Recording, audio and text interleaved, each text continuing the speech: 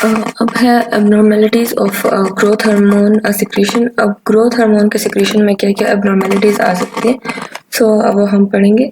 First is pan hypopituitarism. Pan hypopituitarism में क्या होता है कि इसमें जो एंटीरियर पिट्यूटरी के सारे हार्मोन्स हैं ना, सो उनकी सिक्रीशन डिक्रीज हो जाती है। सिर्फ ग्रोथ हार्मोन नहीं बल्कि एंटीरियर पिट्यूटरी की जितने भी हार्मोन्स हैं उनमें उनकी सिक्रीशन जो है वो डिक्रीज हो जाती है। ये कॉन्जेनिटल भी हो सकता है, ये सडनली किसी ट्रॉमा वगैरह की भी वजह से भी हो सकता है, ये स्लोली भी हो सकता है। इसका जो मोस्ट कॉमन या मोस्ट कॉमन कॉज जो है वो ट्यूमर है कि पिट्यूटरी ग्लैंड में जो है कोई ट्यूमर जो है वो अपेयर हो जाए। सो वो ट्यूमर क्या कर सकता है कि वो हमारे पिट्यूटरी ग्लैंड को डिस्ट्रॉय कर लेता है, और जब पिट्यूटरी ग्लैंड डिस्ट्रॉय हो जाता है सो उसकी वजह से पैन हाइपोपिट्यूटरिज्म जो है वो हो जाता है। अच्छा, second one is dwarfism. So dwarfism में क्या होता है कि बॉडी की जो ग्रोथ है वो बहुत कम हो जाती है ड्यू टू पेन हाइपोपिट्यूटरिज्म।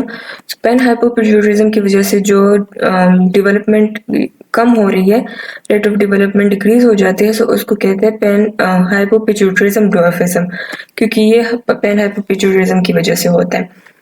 अच्छा, इसमें जो है बॉडी के जो डिफरेंट पार्ट्स है तो वो अप्रोप्रिएट प्रोपोर्शन के साथ जो है वो उनकी डेवलपमेंट होती है। मतलब कि लोअर लिम्ब की जितनी डेवलपमेंट हो रही होती है उतनी ही अपर लिम्ब की भी होती है, लेकिन रेट ऑफ डेवलपमेंट दोनों का जो है वो कम होता है, जिस तरह नॉर्मल लोगों में होता है उनसे कम होता है। अच्छा, अगर किसी में पेन हाइपोपिट्यूटरिज्म की वजह से ड्वार्फिज्म आ रही है तो वो जो है वो प्यूबर्टी जो है वो पास नहीं करते, वो कभी सेक्सुअली मैच्योर नहीं होते। लेकिन 1/3 ऑफ द ड्वार्फ्स ऐसे होते हैं जिसमें सिर्फ ग्रोथ हार्मोन डिफिशिएंट होते हैं, बाकी जो पिट्यूटरी ग्लैंड के सिक्रीशंस होते हैं एंटीरियर पिट्यूटरी ग्लैंड की वो सही होते हैं। सो अगर सिर्फ ग्रोथ हार्मोन डिफिशिएंट होता है सो वो मैच्योर हो सकते हैं सेक्सुअली और वो रिप्रोड्यूस कर सकते हैं। अच्छा, कुछ जो ड्वार्फिज्म में क्या होता है कि अगर 10 साल का बच्चा है सो वो जो है 4-5 ईयर्स का बच्चा नजर आता है। अगर 20 ईयर्स का है सो वो 7-10 ईयर्स का नजर आता है। इतनी उनमें डेवलपमेंट रेट जो है वो इतनी डिक्रीज हो जाती है। अच्छा, कुछ जो है ड्वार्फिज्म ऐसे भी होती है जिनमें ग्रोथ हार्मोन की सिक्रीशन तो सही होती है, ग्रोथ हार्मोन का लेवल जो है जो कंसंट्रेशन है वो सही होता है, लेकिन उसमें सोमेटोमेडिन सी नहीं होता, जो कि एक इंटरमीडिएट प्रोटीन है जिसके थ्रू अपना ग्रोथ हार्मोन जो है वो अपना फंक्शन परफॉर्म करता है। तो अगर सोमेटोमेडिन सी नहीं है तो उस वजह से भी जो है ड्वार्फिज्म हो सकती है। अच्छा, अब treatment with human growth hormone. अच्छा, ग्रोथ हार्मोन जो है ये डिफरेंट होता है, हर एक स्पीशी का दूसरी स्पीशी से डिफरेंट होता है, और इसी तरह वो सिर्फ एक ही स्पीशी में जो है ग्रोथ को स्टिमुलेट कर सकता है, दूसरी स्पीशी में नहीं कर सकता। सो ग्रोथ हार्मोन जो है अगर हम दूसरे एनिमल से ले लोअर एनिमल से उससे प्रिपेयर कर भी ले सो वो ह्यूमंस में इफेक्टिव नहीं होते। इस वजह से ह्यूमन के ग्रोथ हार्मोन को डिफरेंशिएट करने के लिए उनको ह्यूमन ग्रोथ हार्मोन का नाम दिया जाता है, ताकि ये जो है दूसरे एनिमल्स के जो दूसरे एनिमल की ग्रोथ हार्मोन है उनसे डिफरेंशिएट हो सके। अच्छा, नाउअडेज जो है ह्यूमन ग्रोथ हार्मोन एस्केरिकिया कोलाई जो बैक्टीरिया है उससे प्रिपेयर किया जा सकता है थ्रू रिकम्बिनेंट डीएनए टेक्नोलॉजी को यूज करके इसको प्रिपेयर किया जा सकता है, और इसके थ्रू जो है फिर ग्रोथ हार्मोन की वजह से जो ड्वार्फिज्म आती है सो उसको कम्प्लीटली हम ट्रीट कर सकते हैं अगर अर्ली डायग्नोसिस उसकी हो जाए कि अगर बंदे को ड्वार्फिज्म है सो अगर उसके लिए हम फिर ग्रोथ हार्मोन की ट्रीटमेंट दे सकते हैं। और ग्रोथ हार्मोन प्रिपेयर कहाँ से होता है, इसके लिए कि आप कोलाई बैक्टीरिया से उसको प्रिपेयर किया जा सकता है। और दूसरी जो मेटाबॉलिक डिसफंक्शंस है, मेटाबॉलिक डिजीजेज है, डिसऑर्डर्स जो है अगर वो ग्रोथ हार्मोन की वजह से आ रही है सो उसको भी हम ट्रीट कर सकते हैं थ्रू दिस मेथड कि अगर किसी बैक्टीरिया से हम उसको प्रिपेयर कर ले और फिर जो है उसको बॉडी में इंजेक्ट कर ले सो ये जो है उसकी ट्रीटमेंट फिर पॉसिबल होती है। Okay, so pan hypopituitarism and adults. So adults में जो है पेन हाइपोपिट्यूटरिज्म 3 मेन कंडीशंस की वजह से हो सकता है। दो जो है वो ट्यूमर्स कंडीशन है, दैट इज क्रेनियोफैरिंजियोमास एंड क्रोमोफोब। ये ट्यूमर्स क्या करते हैं कि ये पिट्यूटरी ग्लैंड को कंप्रेस करते हैं और एंटीरियर पिट्यूटरी के जो सेल्स होते हैं उनको डिस्ट्रॉय कर लेते हैं, या तो कम्प्लीटली डिस्ट्रॉय कर लेते हैं या ऑलमोस्ट टोटली जो है उसको डिस्ट्रॉय कर लेते हैं। अच्छा, थर्ड जो है दैट इज थ्रोम्बोसिस। जो पिट्यूटरी ब्लड वेसल्स है उनमें थ्रोम्बोसिस या कुछ क्लॉट वगैरह जो है वो बन जाते हैं, और ये मोस्टली कब होता है जब न्यूली जो मदर होती है वो जो फर्स्ट बर्थ जब उसकी होती है बेबी की, सो वो सर्कुलेटरी शॉक की वजह से उसमें थ्रोम्बोसिस हो जाती है पिट्यूटरी ब्लड वेसल्स। सो इन कंडीशंस की वजह से क्या होगा कि पिट्यूटरी ग्लैंड जो है वो अपने हार्मोन सीक्रेट नहीं करेगा, एंटीरियर पिट्यूटरी ग्लैंड, और उसकी वजह से डिफरेंट कंडीशंस आएगी। सो वो क्या फैक्टर्स क्या आएंगे? हाइपोथायरॉयडिज्म होगी क्योंकि थायराइड स्टिमुलेटिंग हार्मोन नहीं रिलीज होगा। डिप्रेस्ड प्रोडक्शन ऑफ ग्लूकोकॉर्टिकॉइड्स की प्रोडक्शन नहीं होगी क्योंकि जो ग्लूकोकॉर्टिकॉइड्स की जो प्रोडक्शन है उसको कंट्रोल करता है हमारा पिट्यूटरी ग्लैंड, इंटीरियर पिट्यूटरी। सो और जो है गोनेडोट्रोपिक हार्मोन की सप्रेशन होगी। सो और उसकी वजह से जो सेक्सुअल फंक्शंस है वो लॉस हो जाएंगे। So the person will be lethargic. Lethargic क्यों होगा? क्योंकि उसमें थायराइडिज्म, हाइपोथायरॉयडिज्म की वजह से वो ज़्यादा फटीग और वीकनेस से महसूस करेगा।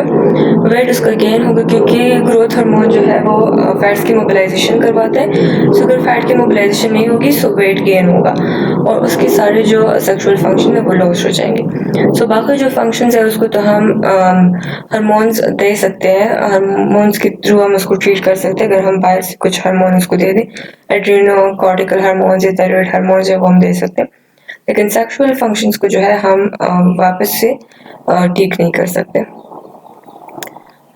अच्छा,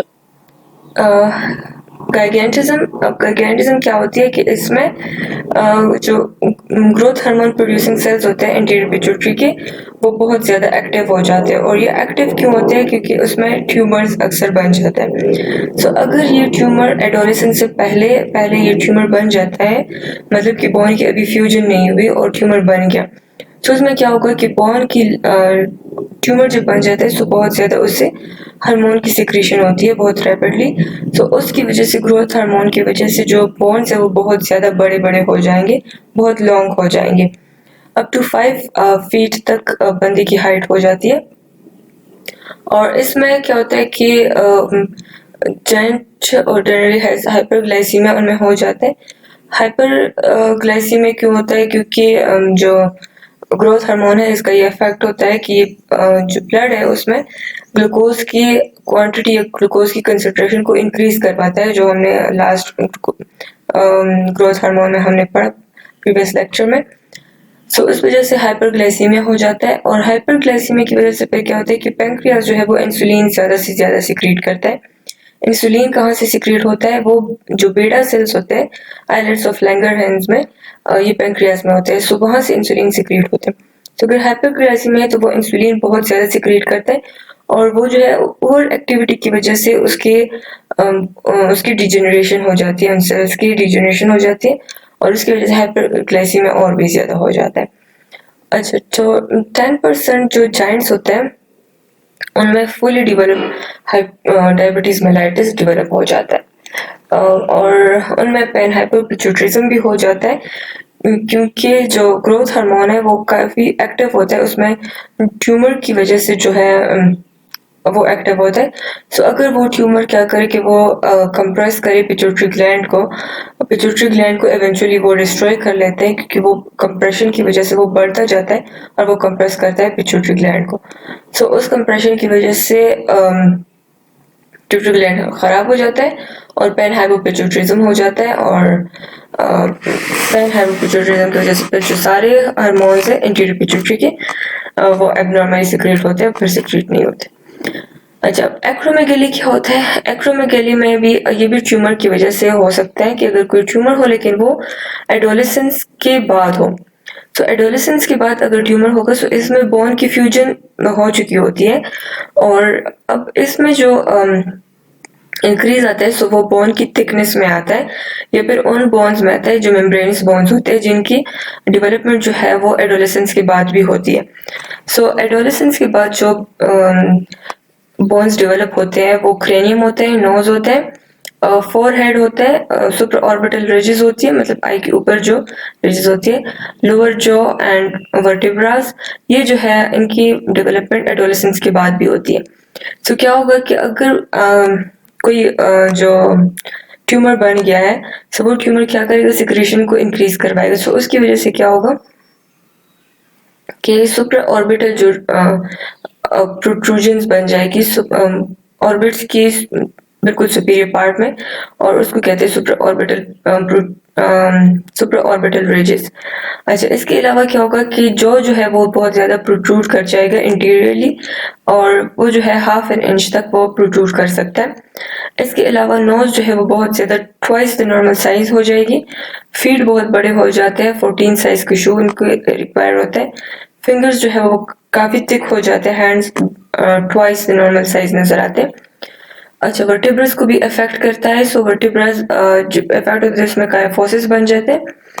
काइफोसिस क्या होता है कि जो थोरेसिक केज होता है ना, सो उसकी कनकेविटी इंक्रीज हो जाती है। अच्छा, टंग जो है, इसके अलावा सॉफ्ट टिश्यू भी अफेक्ट होते हैं, लाइक टंग, लिवर, किडनी, ये जो है सबसे ज्यादा अफेक्ट होते हैं एक्रोमेगाली में। So these were some of the abnormalities of pituitary gland और द ग्रोथ हार्मोन। यहाँ पे लेक्चर जो है वो एंड हो जाता है। Thank you so much.